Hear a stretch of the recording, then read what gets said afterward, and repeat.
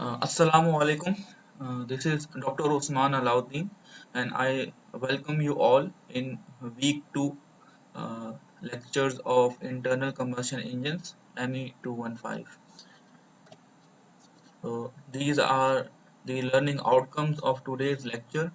In today's lecture, we will start the lecture with discussing with by discussing some applications of internal combustion engines and external combustion engines. Then we will discuss the two-stroke engines, comparison between four-stroke and two-stroke engines.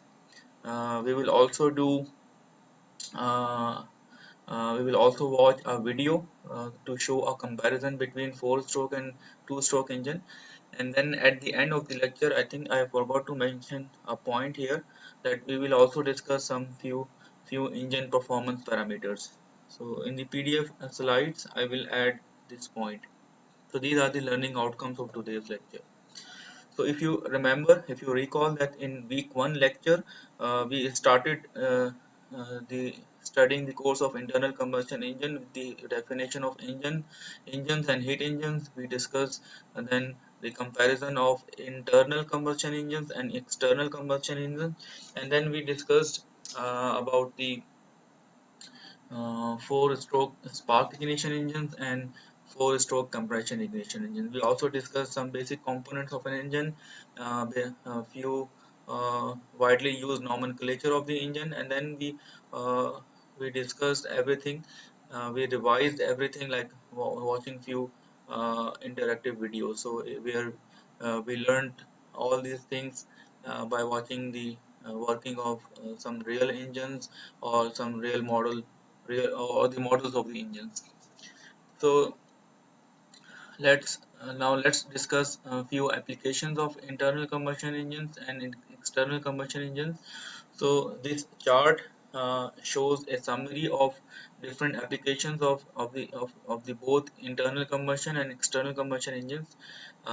It's so I think we do not need to spend a lot of time on this slide, as you can go through this table, and this thing may be asked in the exams or in the practical viva, that please discuss few applications of the internal combustion engines or external combustion engines. Now let's discuss two-stroke engines. If you recall, students, if you recall, we also discussed this thing in the course of thermodynamics. If you recall that in four-stroke engines, we have like the first, let's suppose we have the compression stroke. So in the compression stroke, intake and exhaust valves are closed. Piston moves from bottom dead center to top dead center, and like we have, the pressure will increase and volume will decrease. So this is the compression stroke, and during the compression stroke, intake and exhaust valves are closed. So when piston reaches the top dead center, the spark plug gives the spark, ignition takes place, and the exhaust gases are formed. Now these exhaust gases are push the piston downward, so the piston will go downward from top dead center to bottom dead center. Volume will increase and pressure will decrease. So this is the power stroke or the expansion stroke. During the expansion stroke, forces are exerted on the piston. Piston is attached to the crankshaft with the help of connecting rod, and then this force is transmitted to the crankshaft, and the crankshaft rotates and the vehicle moves. So these are the two key events, two processes. Then the cylinder will be filled with the exhaust gases. Piston will again go from bottom dead center to top dead center, but in this process the exhaust valve will be opened, and all the exhaust gases will go out of the cylinder. And when we reaches to the top dead center, piston will again go back to the bottom dead center, but during this process the exhaust valve will be closed, and the inlet valve will be open, so air fuel mixture will come into the cylinder. So these are the five key events or processes like compression, ignition, power stroke, exhaust, and intake. And we have distinct strokes for each process. And like we have in four-stroke engines, we have four strokes. All these five processes are completed in four strokes. and 2 revolutions of the crankshaft, because I told you for 1 stroke the shaft rotates 180 degree, and for 2 stroke the shaft rotates 360 degree. This completes the 1 revolution. And in the second revolution the intake and exhaust take place. So in the intake and exhaust and intake processes, the exhaust and intake valves are open, so there will be no pressure buildup, so there will be no power output, so you get no power output in the second revolution. So you get power at on every second revolution of the crankshaft rotation. So now let's, if we talk about two-stroke engine, in two-stroke engines, the main difference is that all these 5 key processes take place in two-stroke. That is why they are called two-stroke engines. And we do not have the intake valve, the exhaust valve, camshaft, rocker arm, spring mechanism, tappets. We do not find these things in the two-stroke engines because there are no valves. But uh, uh, instead of walls we have openings on the sides of the cylinder. We have openings. Now these openings are covered and uncovered with the help of movement of the piston. So as you can see here, right now this opening is covered due to the position of the piston. Now let's suppose this we are at the top dead center, and this is the power stroke. The spark plug gives the spark and the exhaust gases are formed. Then they will push the piston downward. So when the piston is going down, so this is initially it will be the power stroke. So it will be exactly similar to the 4-stroke engine, but the end of the power stroke will be different. As the piston goes down, when it reaches to the near to the opening, or this opening, um, when the piston comes at this position, as you can see here, this opening will be uncovered. So when this is uncovered, the exhaust gases are formed in the cylinder. These exhaust gases, because these exhaust gases will be at high pressure, so these, because of the high pressure, and outside is the atmospheric pressure, so because of the pressure difference, these exhaust gases will go out of the cylinder. Now then, as it goes further downward, this opening will also be uncovered, and at the bottom, and in the crankcase part, we already have the air fuel mixture. I will tell you later from where this air fuel mixture has come. So this we have the air fuel mixture. When this opening is uncovered, then through this transfer port the air fuel mixture will come into the cylinder, and at this instant both openings will be uncovered, so air fuel mixture will come in, and we have made a hump shape like. So this air fuel mixture will go in the upward direction because of the shape of this hump. So the air fuel mixture will go in the upward direction. It will make this loop, this path, and it throws the exhaust gases out of the cylinder. This is called scavenging with the help of air fuel mixture. And then and during this scavenging process, some quantity of the air fuel mixture will be lost, and this is the drawback of the two-stroke engine, but we have to deal with it. So then the air fuel mixture will be filled in the cylinder, then the piston will go upward. This is the compression stroke. So the air fuel mixture will be compressed, spark plug will give a spark, ignition will take place, the exhaust gases will be formed, and the exhaust gases will push the piston downward. So and then the process continues. That is, the exhaust gases are formed, these exhaust gases will push the piston downward. This first, the exhaust port will be uncovered, the exhaust gases will go out, some of the exhaust gases will go out. Then as the piston goes further downward, the intake port is also uncovered, the air fuel mixture will come in. As the piston will go up from uh, from from bottom dead center to the top dead center, the air fuel mixture through this valve, non-return valve, the air fuel mixture will come into the crankcase, and this and due to the movement of the crankshaft, this air fuel mixture is slightly compressed, so its pressure will slightly increase. And when this opening is uncovered, this slightly pressurized air fuel mixture will go into the cylinder, and then when the piston goes up, this air fuel mixture is compressed. So air fuel mixture will come in when the piston is going in the upward direction, from bottom dead center to the top dead center. The air fuel mixture will come in and it will be slightly compressed. So this is the working of a two-stroke engine. Uh, so this is another figure which shows the working of the two-stroke engine. This is the exhaust port. This is the intake port, and at this moment both ports are covered, but at this moment the exhaust and intake ports are uncovered. So the air fuel mixture will come in because of the hump. It will make a path like this. The exhaust gases will be thrown out of the cylinder. This is called the scavenging process, and through this port, the air fuel mixture will come into the crankcase. Okay, so now let's discuss the comparison of four-stroke and two-stroke engines.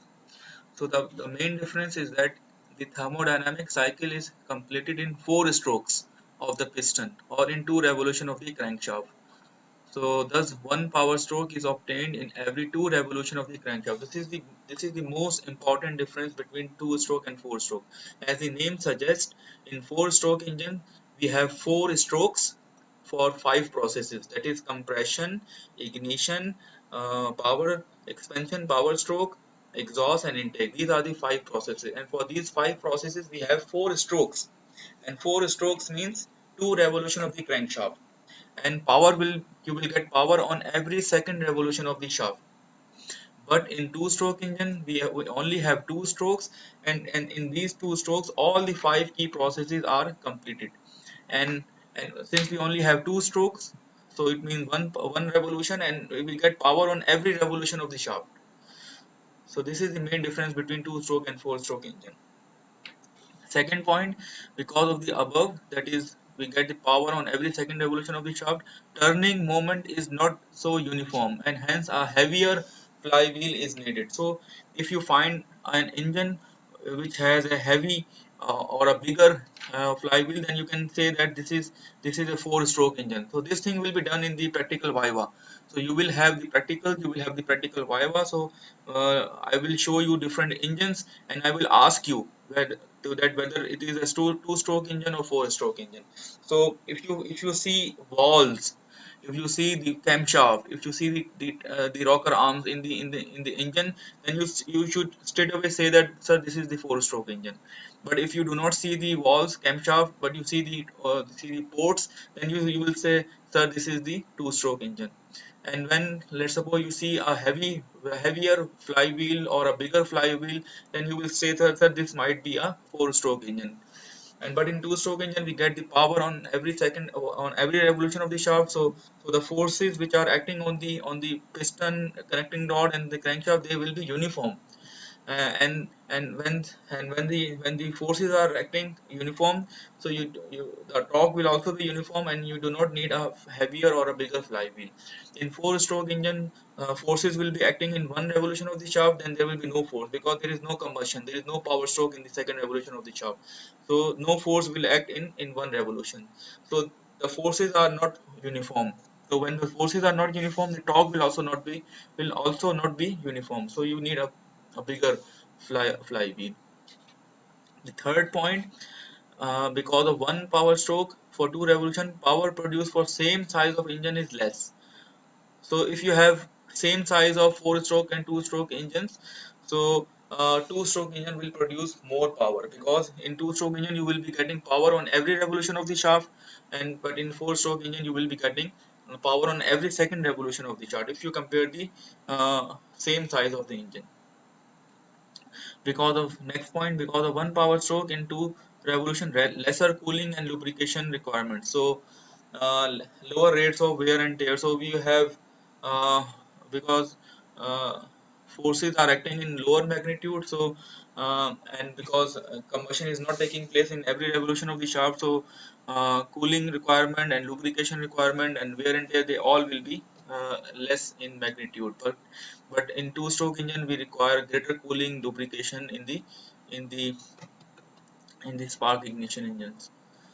And you know that in if you those who are using the bikes, in bikes normally we have two-stroke engines, so there is a critical requirement of the oil. Let's suppose like 1 to 5. In 1 to 5, if you run like 1000 kilometers, you have to change the oil, otherwise the engine will get sealed. The next point, four-stroke engines have valves and valve actuating mechanism for opening and closing of the intake and exhaust valves. This is the main physical difference. You will find the intake and exhaust valve, the camshaft, the tappets, the spring mechanism, and the rocker arm. But in two-stroke engines, two-stroke engines have no valves, only the ports, exhaust and intake port. Because the next point, because of comparatively higher weight and complicated valve mechanism, the initial cost of the engine is more. So like it makes sense. If you have more parts, then the weight of the engine and the cost of the engine will also be higher. But in two-stroke engine, because they are simple, they are simpler, they are lighter in weight, they are less complex, they have lesser parts, so that is why two-stroke engines are less costly. Their initial cost is not that much. So if you go to buy a bike, like if you want to buy a 70 bike, cc bike, then you can buy like a very good bike like for 40-50,000, and if you go for a 0 meter bike, then you can buy like 70 or 80,000. But if you want to buy a four-stroke engine, like mostly the four-stroke engines are used in the cars, then the cars are very expensive because their engines are complex, they have more parts, so that is why they are costly and their initial cost will be higher. Volumetric efficiency, this thing we will discuss in the later part of today's lecture. Actually, volumetric efficiency is the breathing ability of the engine, that how much oxygen is going into the engine. So volumetric efficiency is more due to more time for the induction. So like you have a proper intake stroke, so you can take a good amount of oxygen into the engine. But in four and two stroke engines, you are actually doing five processes in two strokes, and there is not a special process for the intake stroke. So intake have a very less time. So when the intake is having a very less time, um, oxygen too much amount of oxygen cannot be inducted into the engine. So volumetric efficiency will be slightly lower as compared to the four stroke engines. Actually, volumetric efficiency is showing how much oxygen, how much air is going into the engine for the combustion. Thermal efficiency is higher, part load efficiency is better for the four-stroke engine. This is because I already told you that in two-stroke engines, there is a moment where both intake and exhaust valves are open. So when the intake and exhaust valves are open, the air fuel mixture will be lost. And last week I showed you the videos. You can see that the engines are running at a very fast speed. So like within second, hundred of revolutions are taking place. So this is a very fast process.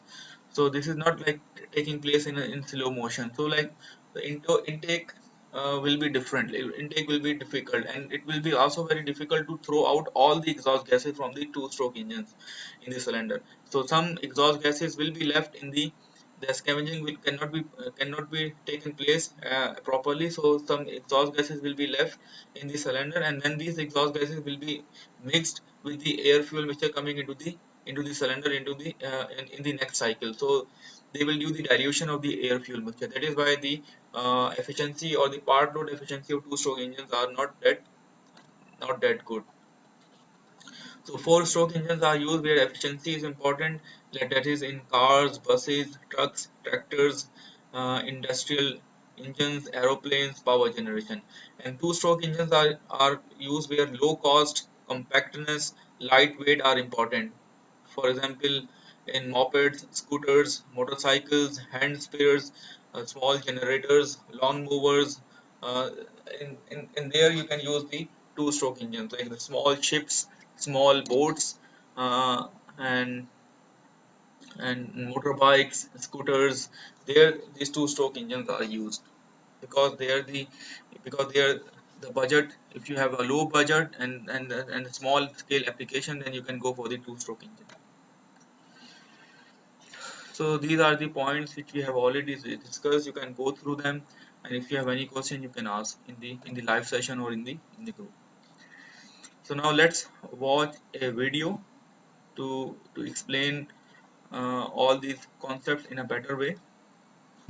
Let's look at the principles of the two-stroke petrol engine. The two-stroke petrol engine is different from the four-stroke petrol engine. In a two-stroke engine, the inlet and exhaust ports are opened and closed by the movement of the piston. But it is still an internal combustion engine and has the 5 events common to all such engines. Intake occurs when the air-fuel mixture enters the crankcase. It's then transferred from the crankcase to above the piston. Compression, forcing the mixture into a small volume. Ignition, when the spark from the spark plug ignites the mixture and it burns. Power, where energy released by combustion generates the force that turns the crankshaft. And exhaust, removing leftover gases. As in all internal combustion engines, these 5 events must occur, but not always in the same way. The whole process is a cycle. A new mixture enters and is ignited. Combustion occurs. Expanding gases drive the piston down and turn the crankshaft, which pushes the piston back up the cylinder.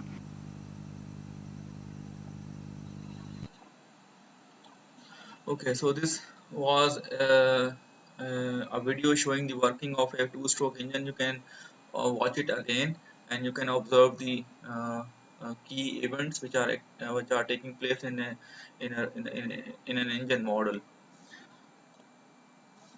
Okay, now let's start the last topic of today's lecture. We will be discussing different engine performance parameters. Um like the efficiency, mean effective pressure, power output, specific fuel consumption, air fuel ratio, such things. So let's talk about the input. So what is the input of an internal combustion engine? As we discussed that internal combustion engines are heat engines, so their input will be heat. So this is this block of the highest length, the maximum length is showing the input of an engine of a heat engine. So this is energy E in fuel. This unit, let's suppose kilowatt. Now this energy will be converted into, this input will be converted into output. So output is BP and IP. IP stands for indicated power and BP stands for the brake power. So you can see that the brake power box is the smallest in length, and the energy in fuel box is the largest in the length. So input is largest and the output is smaller than the input. So where this energy has gone, some energy has been lost because of the losses. Now what are these losses? So like in the first stage, energy in the fuel will be converted into indicated power, and let's suppose this is 100. So 100 kilowatt of power is supplied by burning fuel, and let's suppose 30 kilowatt of power is produced and 70 kilowatt is lost. Now this energy will be lost, like for example energy losses in exhaust, coolant and radiation. So you know that the exhaust which is coming out of the engine, its temperature is quite high, so it has some energy, and from where this energy has come, this energy has come by burning fuel. So this is the drawback of internal combustion engine, that you cannot extract all the energy, you cannot convert all the energy of the fuel by burning fuel into the useful work output. This is the principle of the heat engine, and this is the limitation of second law of thermodynamics, that you cannot convert all the heat into useful work output. So you have to reject some heat to the lower temperature body. So this is the, so some energy will be lost in the exhaust, and then you need the coolant. So because if you run the engine without coolant, so this thing, what happens, all the parts are made of metals. So thermal expansion of the metallic parts will take place, and ultimately the piston will expand, and when the piston will expand, it will be jammed, it will be blocked, it will be sealed in the cylinder, so the moving parts will not cannot move. So if you run the engine without coolant, so this is not possible, so you have to cool down the engine.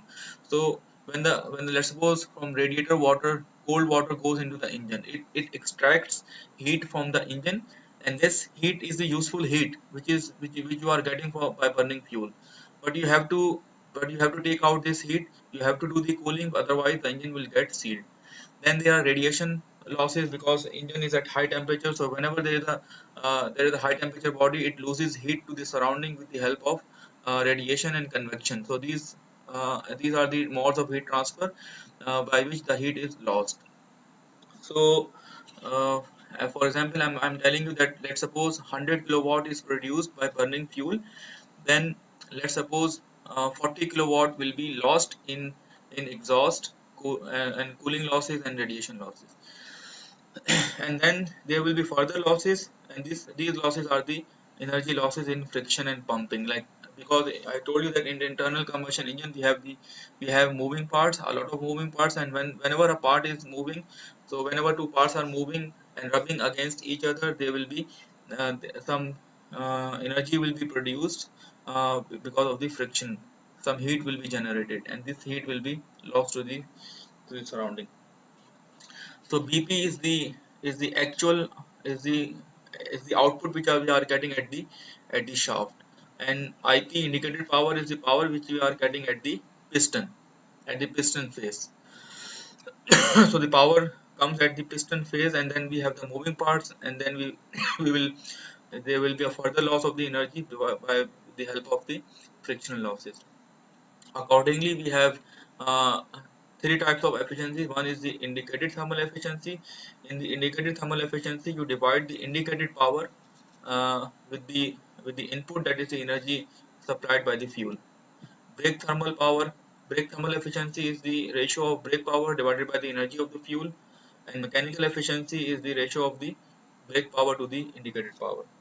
So let's discuss more the indicated thermal efficiency. There are two definitions of thermal efficiency as applied to internal combustion engines.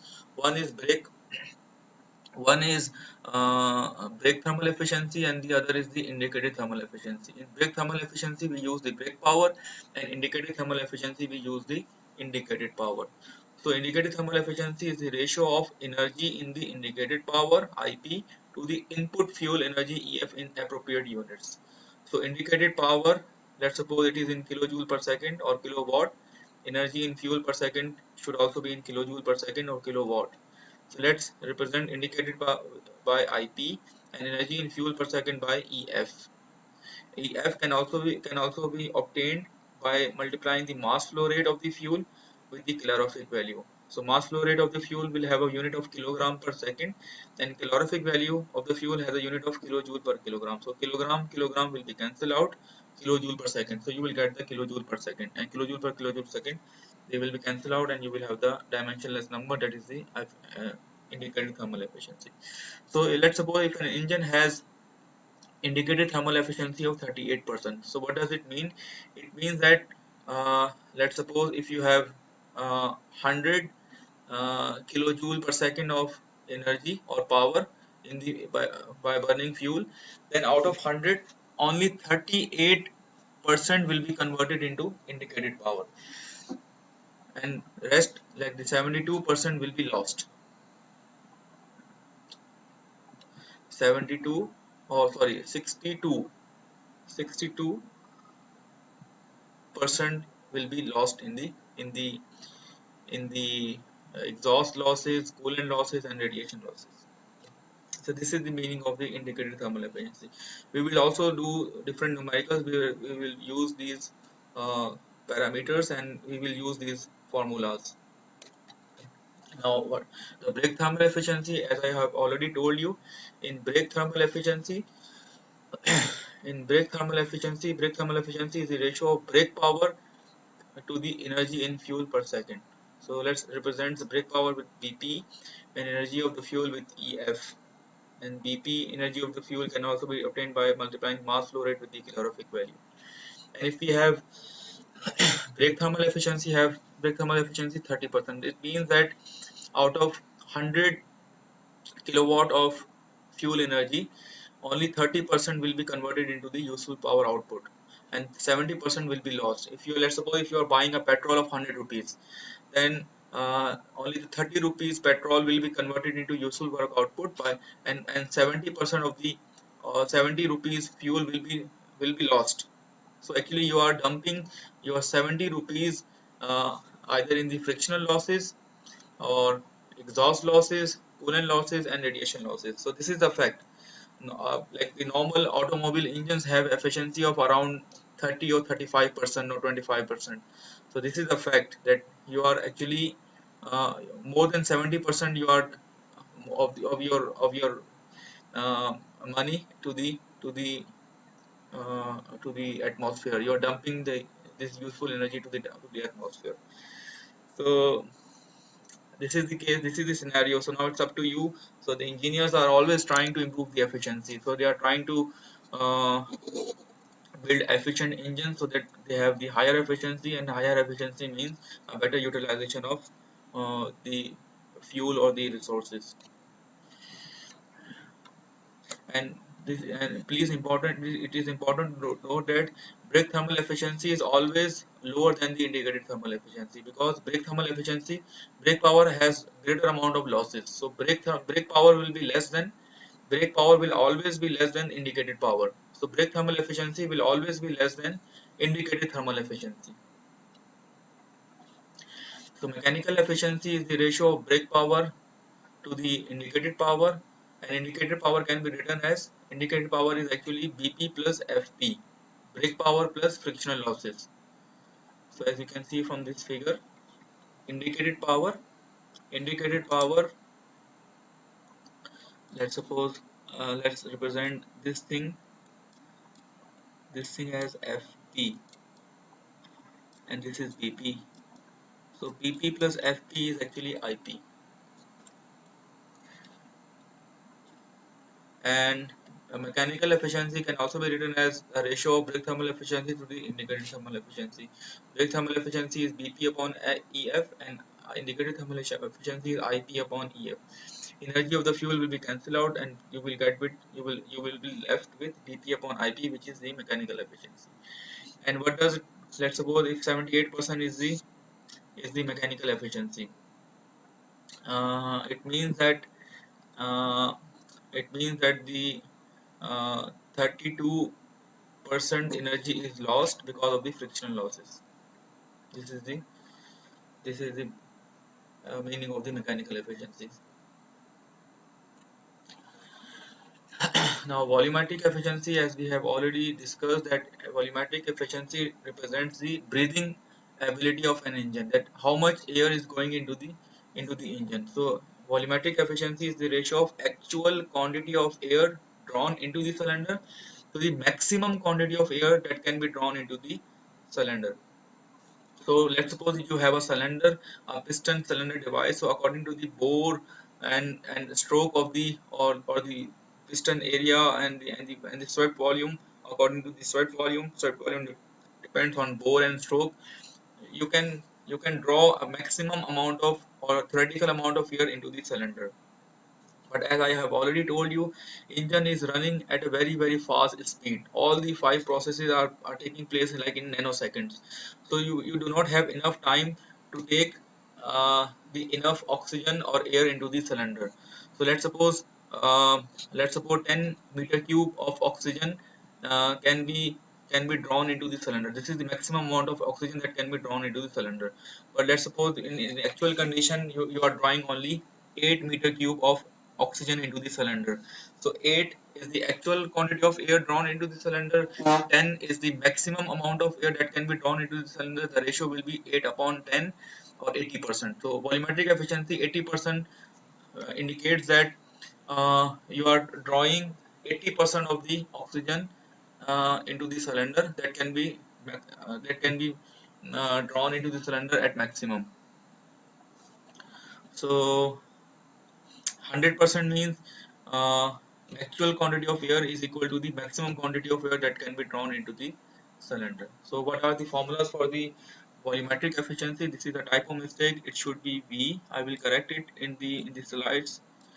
So volumetric efficiency, it will be equal to, let's suppose, mass of air in kilogram, and this is the actual amount of air, and the theoretical or maximum amount of air can be obtained using the cylinder size. Let's suppose we have the swept volume of the cylinder. This is in meter cube. Multiply the density of air kilogram per meter cube. So meter cube will be cancelled out. You will be left with kilogram, and this will be the maximum amount of air that can be supplied to the cylinder. M dot air, that is kilogram per second mass flow rate of air. So this has a unit of meter cube. Now you need to have, sorry, this has a unit of, this has a unit of kilogram. Now you need to multiply with 1 upon second. So you can multiply with n, and what is n? N is the number of power strokes. So n can will be equal to n upon 2. N is the revolution per minute. You can convert it into, by dividing 60, you will get the RPS, revolution per second, 1 upon second. So if it is 4-stroke engine, then it will be, number of power stroke will be half of the RPM, n upon 2, and for 2-stroke engine, n will be equal to capital N. So n is the number of power strokes. So this thing we have already discussed, that in 4-stroke engines you get power stroke on every second revolution of the shaft. That is why n is equal to n upon 2. And in 2-stroke engine you get power stroke on each revolution of the shaft. That is why n is equal to capital N. Similarly, if you are given like the meter cube quantity of air in meter cube, then you can also determine the volumetric efficiency. Then it will be volume of air, actual volume of air divided by swept volume. And if you have the volume flow rate V dot air, so volume swept volume multiplied by N. These are the formulas for the volumetric efficiency. Now, relative efficiency is the ratio of thermal efficiency of an actual cycle to the ideal cycle. So we learned in the thermodynamics course as well that we have actual cycles, then we do simple assumptions like the air standard assumption, and we obtain the ideal cycles, and ideal cycles have the highest efficiency. So the ratio between actual thermal efficiency and the air standard efficiency is the relative efficiency. This is again the typo mistake. I will correct it. It should be relative efficiency. So relative efficiency of 50% means that let's suppose the air standard efficiency is, let's suppose 30. Air standard efficiency is 30 and the actual thermal efficiency is 15. So 15 divided by 30, you will get 50%, 0.5. The actual efficiency is half of the ideal efficiency. The another important parameter is the mean effective pressure. This thing we have already discussed in the course of thermodynamics, that mean effective pressure is actually the mean pressure, the average pressure, and it is a fictitious pressure that does not exist, because in the constant pressure does not exist in the engines. Because if you remember, in the real engine, in the actual engine, pressure is always changing. In compression stroke, pressure will increase. In ignition, pressure will suddenly increase. In power stroke, pressure will decrease, and when you have the exhaust stroke, the pressure will again suddenly drop. So pressure is continuously changing, but you can obtain a mean or average of this varying pressure. So this is represented by this constant line. So, and it should produce the same work output. So the area under this cycle should be equal to the area under this cycle.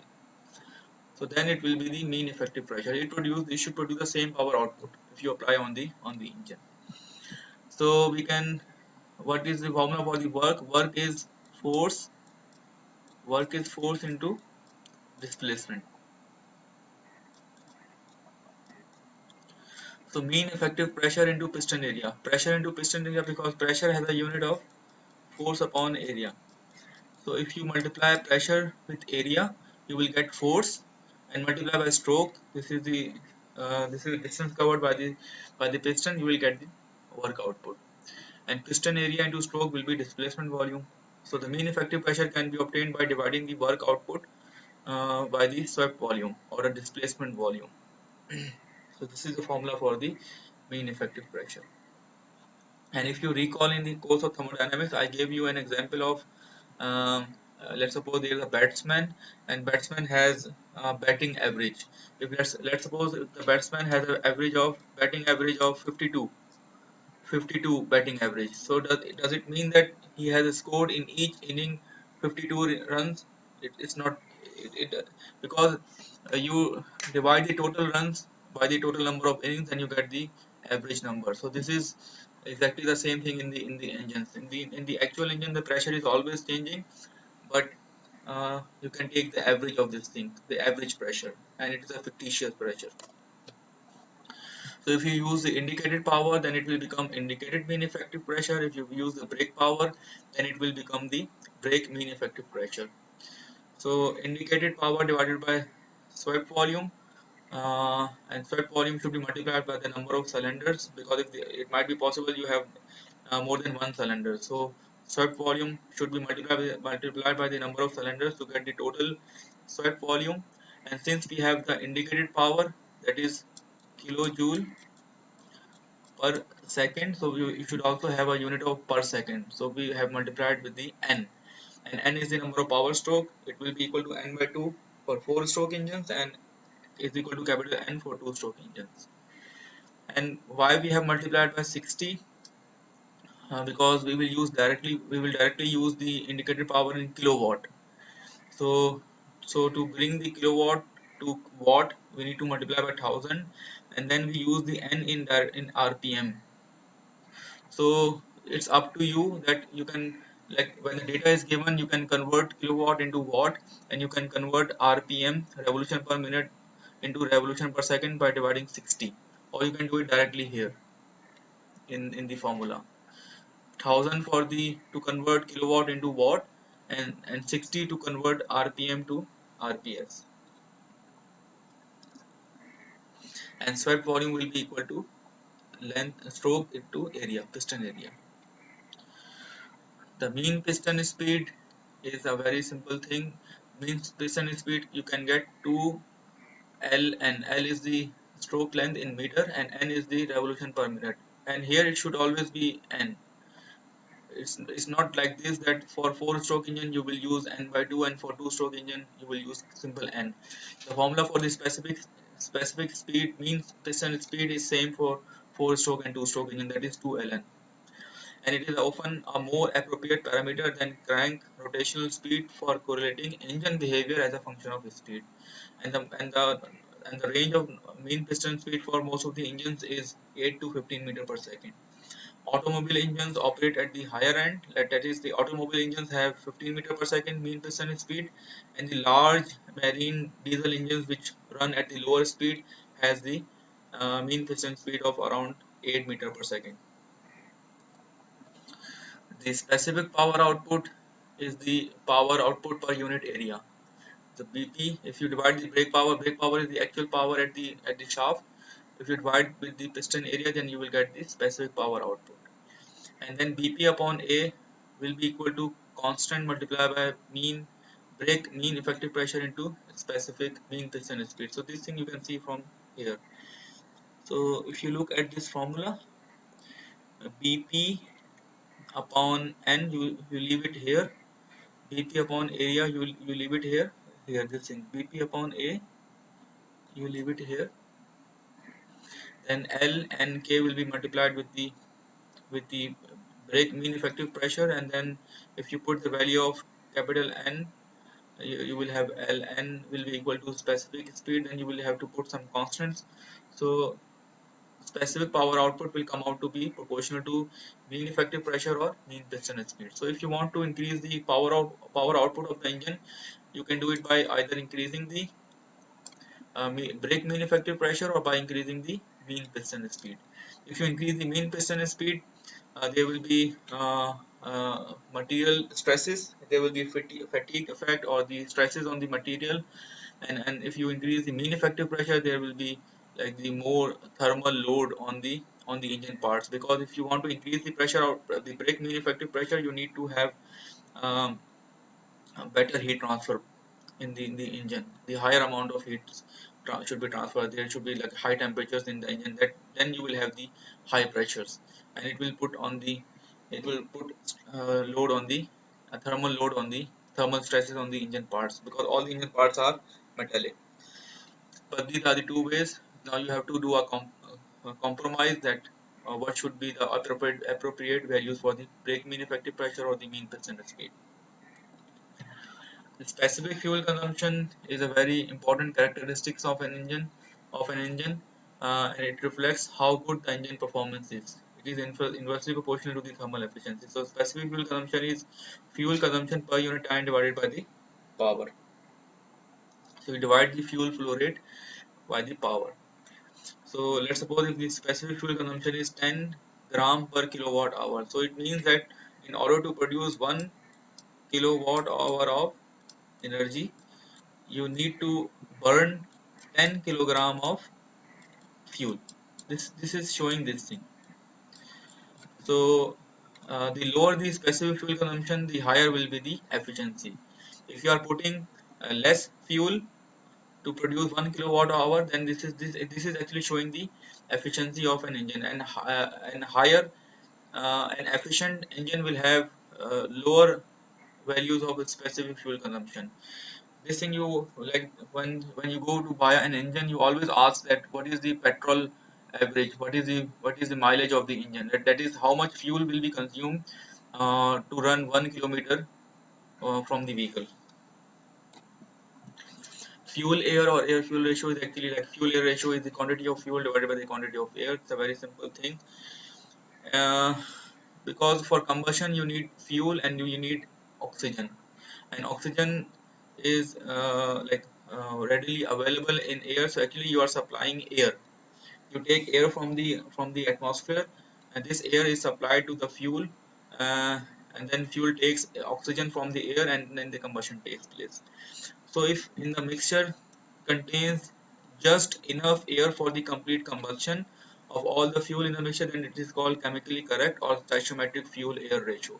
So let's suppose if you need 10 gram of fuel to burn, so 10 gram of oxygen to burn all the fuel, then this is the stoichiometric fuel air ratio. So you have the exact amount of air.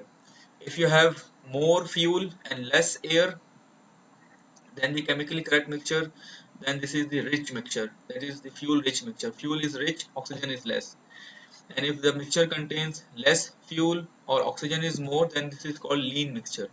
So rich mixture means fuel is in excess, there is less oxygen. So when you use the rich mixture, there will be incomplete combustion, because if there is less oxygen, then all the fuel will not be burned, and then this in unburned fuel will go to the atmosphere through the exhaust gases, and then it will pollute the surrounding.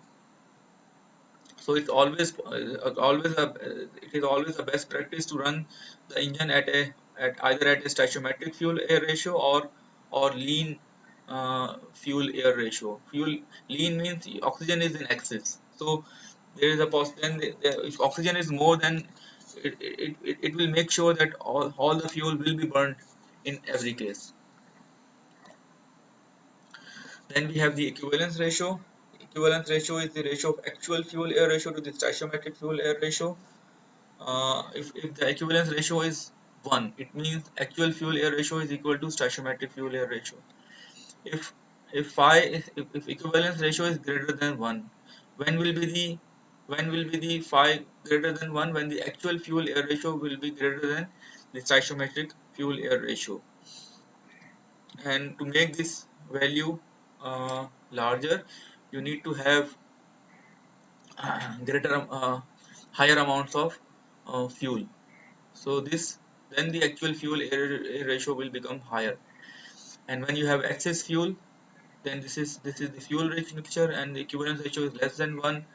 Then it means that the actual fuel air ratio is less than the stoichiometric air fuel ratio. And to make the fuel air ratio uh, lower in quantity, then you need to put less fuel and more air. So this is the ratio now, fuel air ratio. So this thing can be asked in the MCQs, in the quizzes, assignments, or in the final paper. That what is the meaning of what is the meaning of equivalence ratio greater than 1? What is the meaning of equivalence ratio less than 1? Then we talk about the calorific value. Calorific value will tell you that how much energy will be produced by burning a unit quantity of the fuel. So let's suppose the calorific value of fuel is 1000 kilojoule per kilogram, then it means it's showing that 1000 kilojoule of energy will be produced by burning 1 kilogram of fuel. Okay, so this is all.